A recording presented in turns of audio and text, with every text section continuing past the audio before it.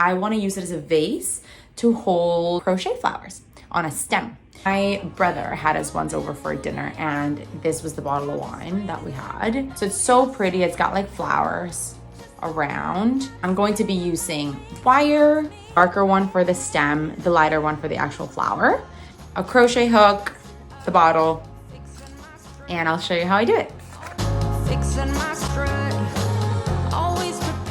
I don't like this flower. This is not pretty. It looks like a weird octopus. I want them to look kind of like this. This is the vibe that we're going for. I figured out the perfect flower. You want to start with a magic ring. And into the magic ring, you're going to insert 6 single crochets. It's 6 single crochets into the magic ring. And now I'm going to close it by pulling the end and slip stitch to that first single crochet that you did. Oh, you're going to do a chain, and you're going to single crochet an increase in each stitch, meaning 2 single crochets into each stitch for a total of 12 single crochets. Now I'm going to slip stitch to the first single crochet. You should have this cute little circle. Cool. Then you are going to grab your next yarn. You're going to attach it to one of the stitches, one of these guys. So attach it along the edge, whichever one, it doesn't matter. I like doing it in the very first one. And we're going to start with a chain 4. So 1, 2, 3, 4. And then you're going to yarn over, put the hook through the same stitch where you have your chain 4, and pull up a loop as tall as your chain 4. And you're gonna do this 3 more times. 1, 2, 3. And now you are going to pull through all loops and the chain 4 and do a chain to close that off. Now on the next stitch, you're gonna do a slip stitch. There it is. And now you want to move on to the next stitch to do that second bubble. So you're going to slip stitch into that next stitch again. So slip stitch the second time. And now in this stitch that you're in, you're going to work your second bubble. Let me show you what the first one looks like right now that you closed it off. That's what you should have. This is the back of it. And then this is going to be the front of it. Cool. So now you should be on your third stitch. You want to start with a chain 4. So 1, 2, 3, 4 into that, in the same stitch that you currently are. And now you're going to do the same for the bubble, yarn over, push through the same stitch, pull up a loop as tall as your chain 4, and do this 3 more times. 1, 2, 3,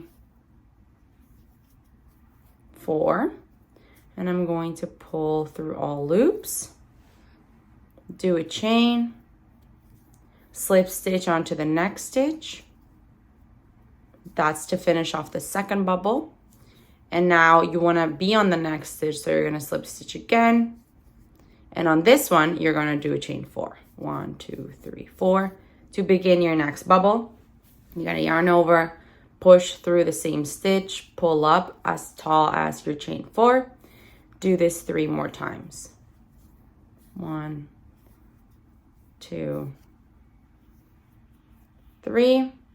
And now you're gonna pull through all loops,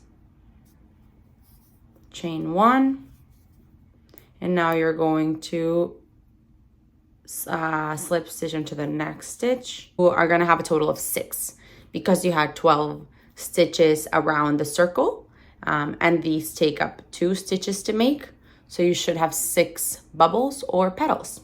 I'm about to finish the very last bubble here. I'm left with exactly 2 stitches to finish it off. So I've done my chain 4. I'm going to insert and pull up my yarn now, enough times to make the bubble. 1 more. And now I'm going to close it off. And slip stitch into that very final stitch to finish my flower. Ta-da! It's so cute! Cute, cute, cute, cute. 3 cutesy dootsy little flowers. They're actually really cute. I like these. This is exactly what I had in my vision.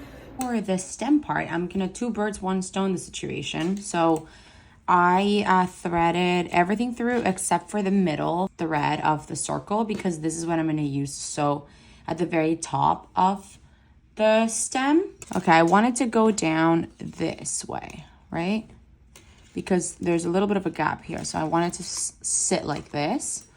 So considering that, I want it to be attached to the flower before I sew it on. I think this has to be looking upwards actually. So let me fold it up.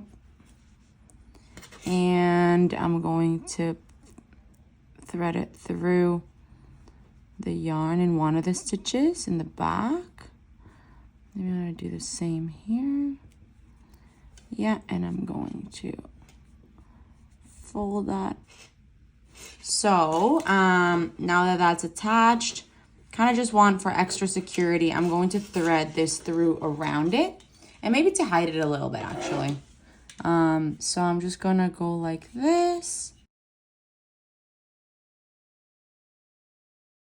Make a little knot before I close this one off. Honestly, my forte is not sewing. So again, if you have a different way to do this, please feel free. Because I have no idea what I'm doing here. But that's how I'm gonna do it. And now I'm going to wrap the yarn around the stem.